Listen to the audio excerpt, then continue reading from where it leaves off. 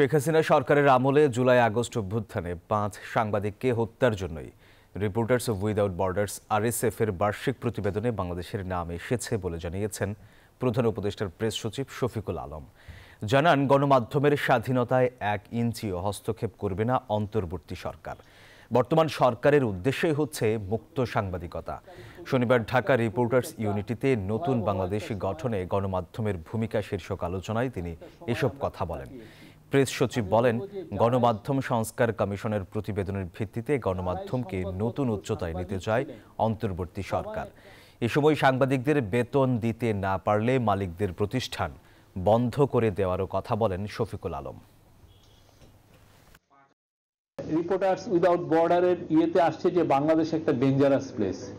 হ্যাঁ, ওইটা আবার আওয়ামী কিছু দালালরা আবার এটা শেয়ারও দিচ্ছে যে বাংলাদেশ ডেঞ্জারাস প্লেস হয়েছে।